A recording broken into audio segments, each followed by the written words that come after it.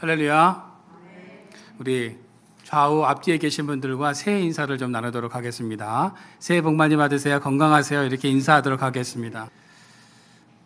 음악 용어 중에 DC라는 것이 있습니다. 이런 기호가 있는데요.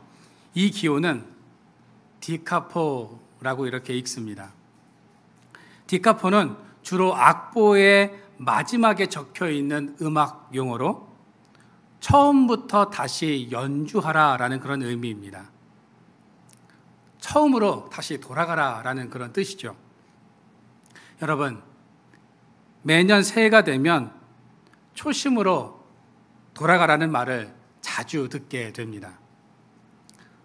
처음으로 돌아간다는 것은 새로운 마음, 새로운 각오를 다진다는 의미이고, 동시에 모든 것을 처음부터 다시 시작한다는 의미를 가지고 있습니다.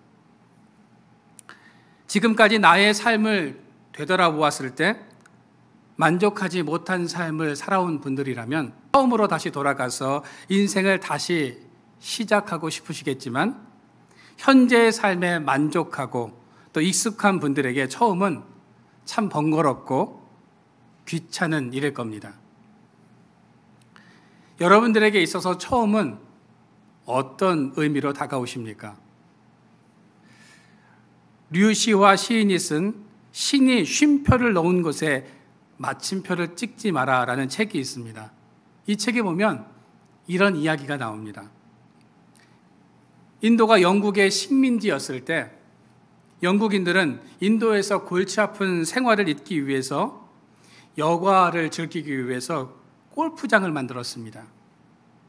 그런데 골프를 칠 때마다 예상치 못한 방해꾼이 나타났습니다. 그 방해꾼은 바로 원숭이였습니다. 원숭이들은 골프공이 필드에 떨어지자마자 얼른 집어다가 그것을 엉뚱한 곳에 떨어뜨리곤 했습니다. 당연히 경기는 지연되었고 처음부터 다시 시작할 수밖에 없었습니다. 화가 난 영국인들은요, 골프장의 담을 2배나 더 높이 쌓았습니다. 하지만 원숭이들에게는 그깟 높이는 문제가 되지 않았습니다. 영국인들이 작은 공 하나에 집착하는 것을 본 원숭이들은 더욱 신이 나서 이 골프공을 이리 던지고 저리 던지고 하면서 다녔습니다. 결국 영국인들은 새로운 골프 규칙을 만들 수밖에 없었습니다. 그것은 원숭이가 공을 떨어뜨린 바로 그 자리에서 경기를 다시 진행하라라는 규칙이었습니다. 이 규칙으로 인해서 어떤 때는 예상 밖의 결과가 나오기도 했습니다. 엉뚱한 것으로 날아간 골프공을 원숭이들이 주워다가 홀컵 주변에 떨어뜨리는가 하면 간신히 홀컵 주변에 공을 붙여놨는데 원숭이가 재빨리 그 공을 집어서 물에 던져버리기도 했다는 거죠. 영국인들은 이 골프 경기를 치르면서 삶의 지혜를 배우게 되었다고 합니다. 삶에서 일어나는 일들을 자신의 뜻대로 조종할 수 없다는 것. 삶 속에서 좋은 일도 생기고 나쁜 일도 생길 수 있다는 것입니다. 그러나 분명한 것은 원숭이가 골프공을 떨어뜨린 바로 그 자리에서 다시 시작해야 한다는 겁니다. 어쩌면 그 지점이 우리에게 최선이자 최고의 시작점이 될 수 있다는 거죠. 여러분, 무언가를 다시 시작한다는 것이 비록 힘들 수도 있고 버거울 수도 있지만 그 시작점에서 다시 한번 우리가 시작해보면 어떨까요? 목회자들에게 있어서 초심이라는 이 말은 상당히 부담스러운 말입니다. 무엇을 다시 시작하고 처음으로 돌아간다는 말처럼 쉽지 않은 말이 없다는 거죠. 요즘 저는 성경을 통독하고 있는데 성경을 읽으면서 이 성경 본문을 다르게 읽으려고 노력을 하고 있습니다.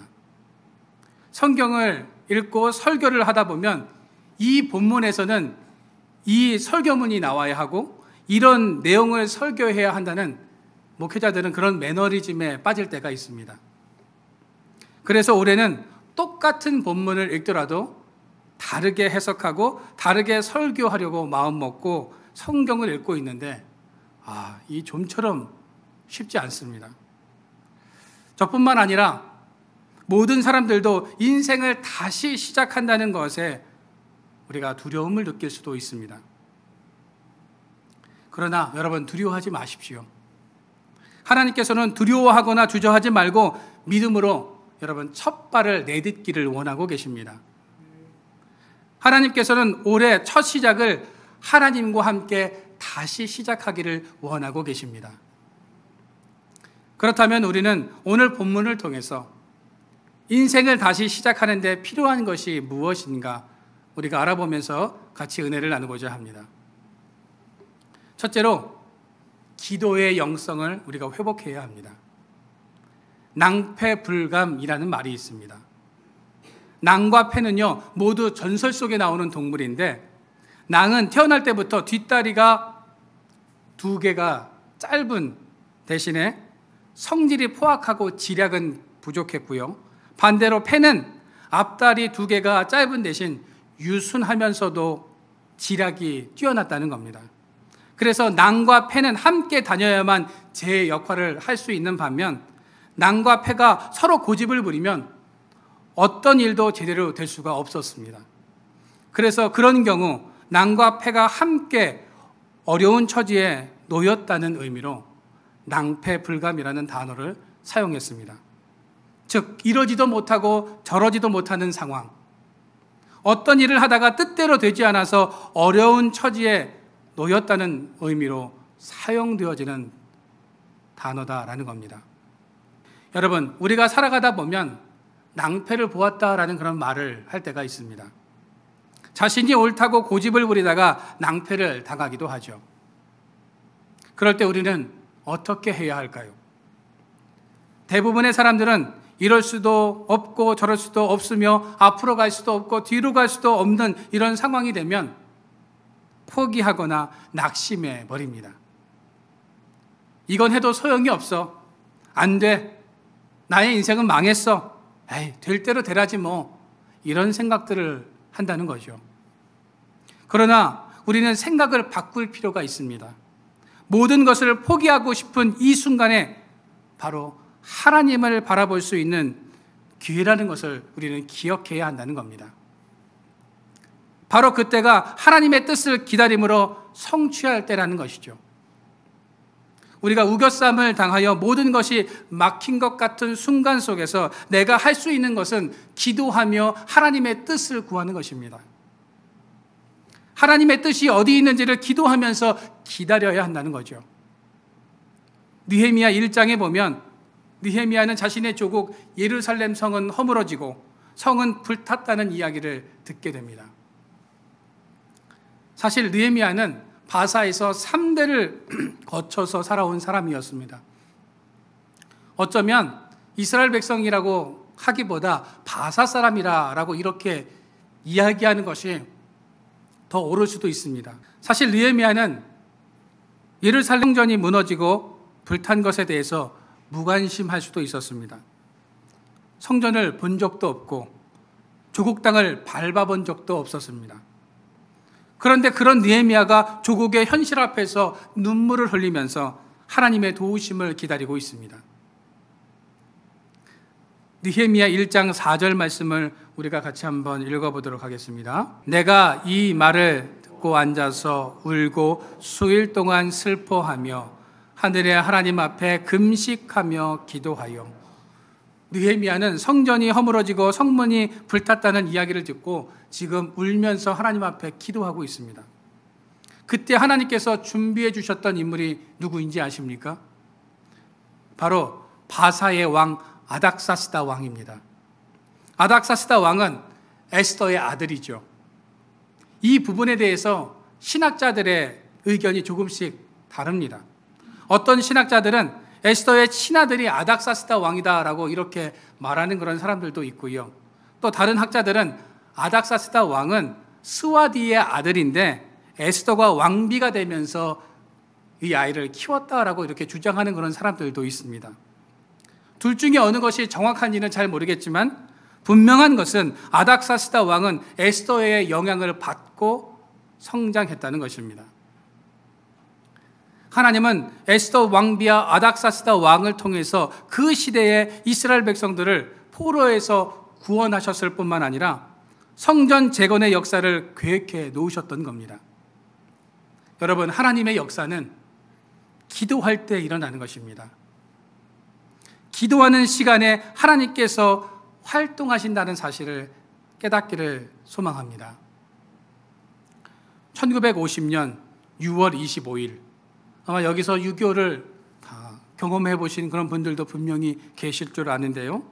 주일 새벽 북한에 의해서 기습 침공을 당한 우리 국군은 무방비 상태에서 제대로 반격도 하지 못한 채 남하하고 국민들은 피난길에 올라야 했죠. 인민군의 침략은 거칠 것이 없었습니다. 대구와 경남 일부 지역을 제외한 전 국토가 북한군의 수중에 들어갔고 8월 초 우리 국군은 낙동강에서 최후의 전투를 치러야만 했습니다. 이때 경상남도 지사인 초량교회 양성봉 장로는 피난민들 중 약 250명의 교육자들을 초량교회에서 거처할 수 있도록 주선해 주었고, 자연스럽게 초량교회가 교육자들을 중심으로 기도의 중심처가 되었다는 겁니다. 당시 교회에 참석했던 정금균 장로는 다음과 같은 증언을 하고 있습니다. 그때 사람들이 너무 많이 모여 예배당이 꽉 차서 문을 열어놓고 교회 마당까지 많은 사람들이 밤을 꼬박 세우며 24시간 먹고 자고 하면서 하나님께 울부짖었습니다. 초량교회뿐만 아니라 산에서도 기도하고 피난 온 사람들이 천막을 치고 밤낮 없이 이 전쟁이 우리 국군의 승리로 끝나게 해달라고 부르짖었습니다. 이 기도회는 부산 전 지역은 물론이고 제주도까지 이어졌고, 기도한 지 3일 후 메가더 장군은 아무도 예상치 못한 인천 상륙 작전을 감행함으로 서울을 다시 수복하게 되었습니다. 초량교회에서 시작된 이 밤낮 없는 기도가 인천 상륙 작전을 감행하게 했고, 또 그 일을 통해서 이 인천 상륙 작전은 성공을 시켰다는 거죠. 그 일을 계기로 해서 전세가 역전되어 9월 28일 서울을 수복하게 되었다고 합니다. 하나님의 역사의 사건은 바로 기도할 때 이루어진다는 거죠. 하나님은 전혀 예상치 못한 순간에 전혀 기대하지도 않은 관계 속에서 전혀 가능성이 없어 보이는 이 일을 통해서 하나님은 일을 이루십니다. 여러분, 우리가 어찌 하나님의 일하심을 다 이해할 수 있고 다 알 수 있겠습니까? 그러나 분명한 것은 기도할 때 하나님께서는 역사하신다는 사실입니다. 여러분, 하나님의 때는 짧을 수도 있고 우리에게 길게 느껴질 수도 있습니다. 그러나 분명한 것은 그 때를 인내하며 기도할 때에 하나님께서는 분명히 역사하신다는 겁니다. 오늘 새해를 시작하면서 여러분, 기도의 영성을 회복하시기를 바랍니다. 무너졌던 기도의 삶을 다시 시작하고 기도의 재단을 다시 회복함으로 올 한 해 주님 안에서 생수의 강물이 흘러넘치는 이런 놀라운 역사가 저와 여러분들의 삶 속에 넘쳐나기를 주님의 이름으로 축원드립니다.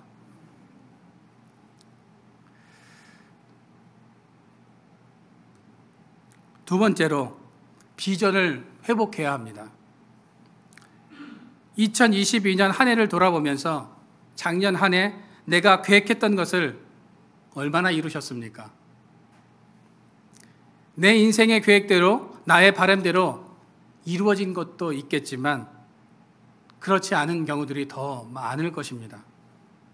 그래서 2023년을 시작하면서 새로운 계획들을 아마 더 철저하게 세워 놓으셨을 겁니다. 여러분, 우리는 끊임없이 새로운 비전을 위해서 나아가야 합니다. 만약 새로운 소망과 비전이 없다면 우리는 멈출 수밖에 없고, 멈추는 순간 우리는 넘어질 수밖에 없다는 거죠.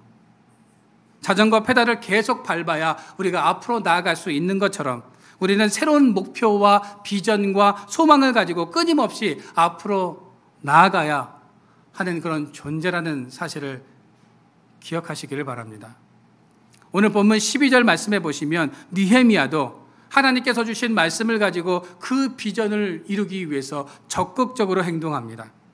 오늘 12절 말씀을 우리가 같이 한번 읽어보도록 하겠습니다. 네, 하나님께서 예루살렘을 위해 무엇을 할 것인지 내 마음에 주신 것을 내가 아무에게도 말하지 아니하고 밤에 일어나 몇 사람과 함께 나갈새 내가 탄 짐승 외에는 다른 짐승이 없더라.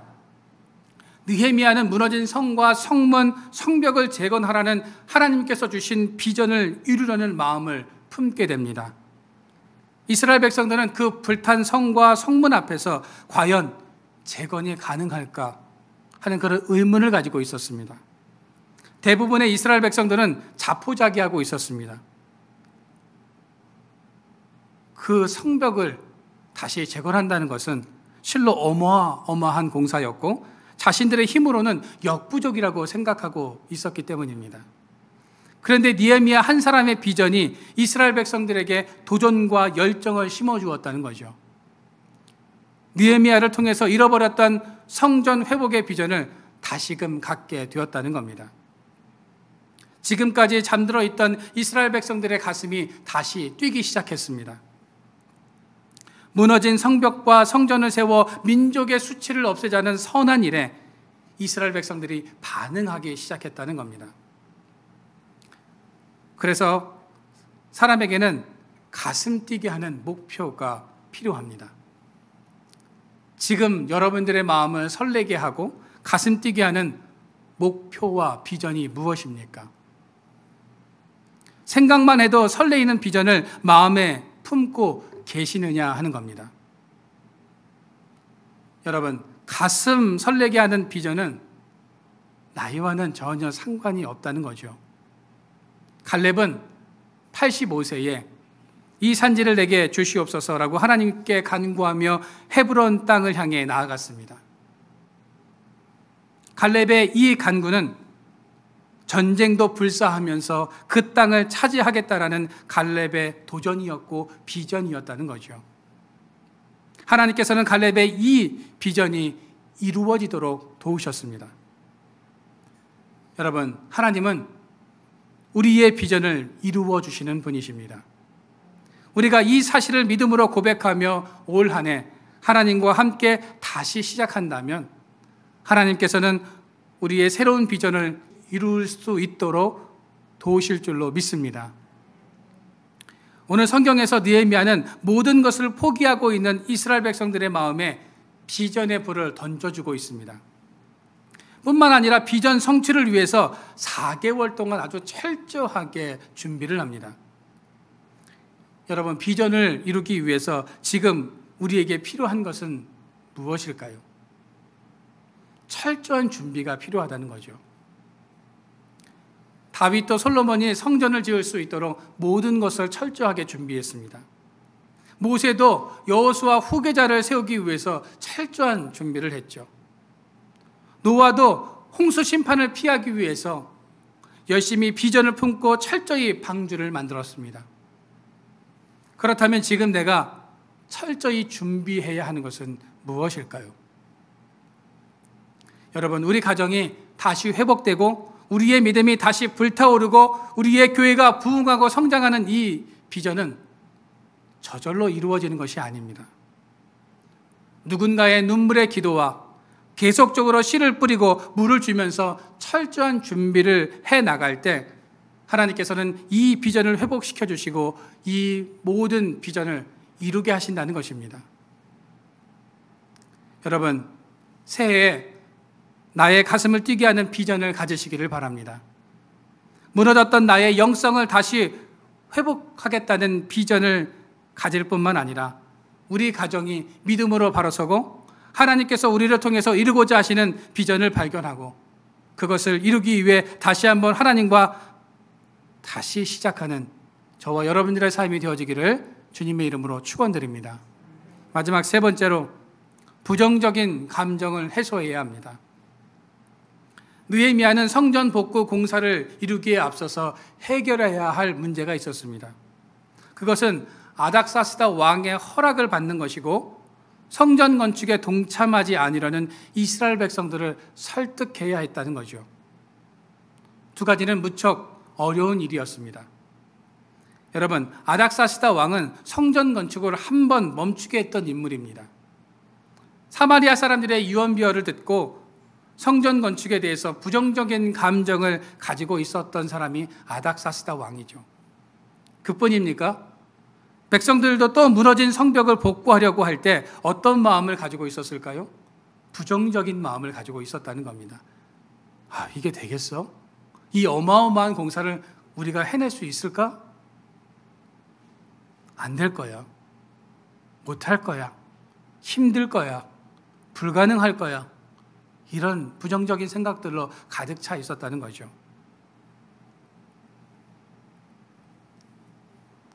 눈에 보이는 성전 건축도 힘든 일이지만 부정적인 생각과 감정을 가지고 있는 사람들의 마음을 움직인다는 것은 더더욱 어려운 일입니다. 느헤미야는 아닥사스다 왕과 이스라엘 백성들의 마음을 움직여야 했습니다. 이 두 부류의 사람들의 마음을 움직이지 못하면 성벽 제거는 불가능한 일이었습니다. 그래서 느헤미야가 이 부정적인 감정을 해소할 방법으로 무엇을 선택했습니까? 먼저 하나님 앞에 기도하며 마음을 토로했다는 겁니다. 성문, 성벽을 재건하고 싶은데 나의 힘만으로는 도저히 불가능하다고 판단되어 지금 하나님 앞에 울면서 간청하고 있습니다. 사람의 마음을 바꾸실 분은 하나님밖에 없다며 느헤미야는 지금 하나님 앞에 기도하고 있는 것입니다. 느헤미야 1장에 보면 느헤미야가 하나님께 마음을 토로하는 기도를 합니다. 어떤 기도를 드리고 있습니까? 우리가 그 기도의 내용을 한번 보도록 하겠습니다. 느헤미야 1장 6절부터 9절까지 말씀인데요. 제가 읽고 여러분들이 한 절 읽고 이렇게 교독해 보도록 하겠습니다. 한번 잘 보십시오.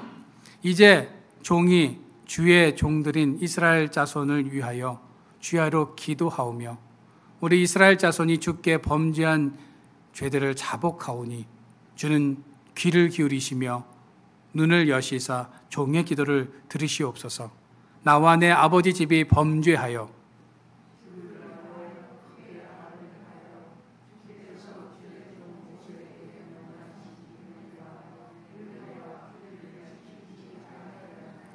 옛적에 주께서 주의 종 모세에게 명령하여 이르시되 만일 너희가 범죄하면 내가 너희를 여러 나라 가운데 흩을 것이요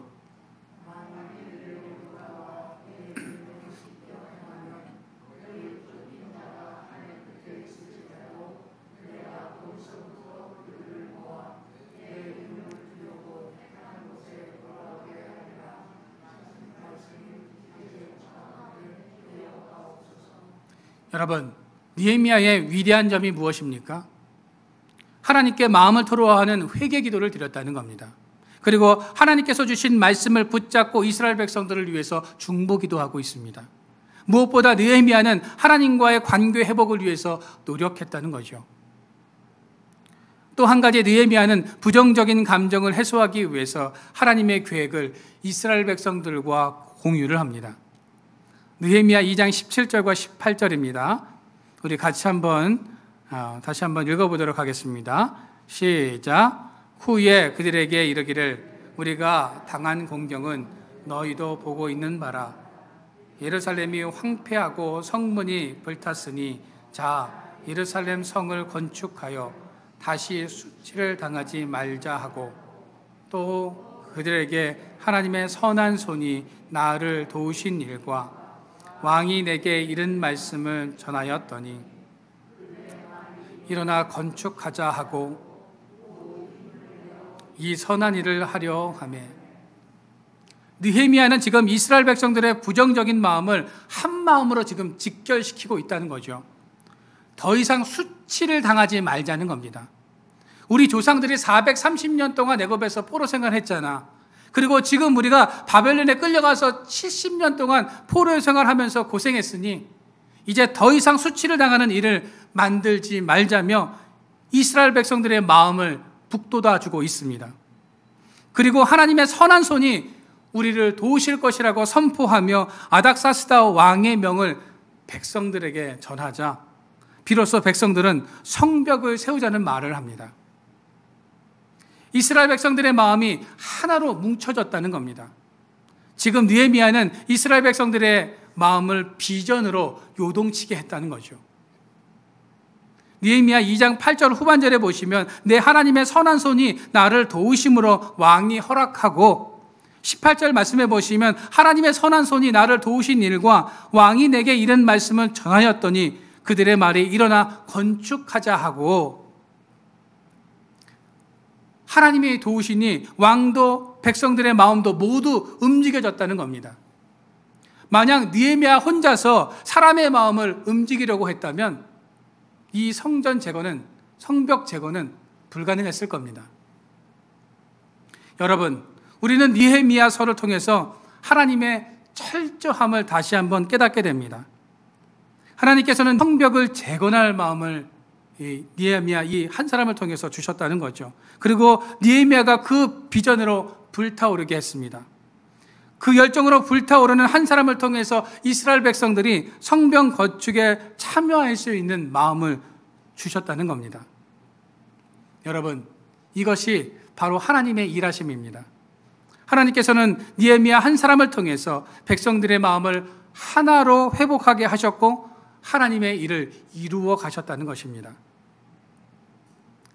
하나님은 지금도 한 사람을 통해서 하나님의 계획하심과 새로운 계획을 이루어 가고 계십니다. 실패의 자리에서 다시 일어나서 시작하기를 원하고 계십니다. 낭패의 자리에서 새로운 비전의 삶으로 나아가기를 원하고 계십니다. 여러분, 이제 결론을 맺겠습니다. 여러분, 낭패를 경험할 때마다 기도하시기를 바랍니다. 그 실패의 자리에서 다시 일어나서 하나님의 비전을 회복하고 믿음의 페달을 밟으며 앞으로 나아가시기를 바랍니다. 올 2023년 믿음을 가지고 우리 안에 있는 부정적인 생각들과 마음들을 모두 밀어내고 하나님과 함께 새로운 삶을 다시 시작하는 저와 여러분들의 삶이 되어지기를 주님의 이름으로 축원드립니다.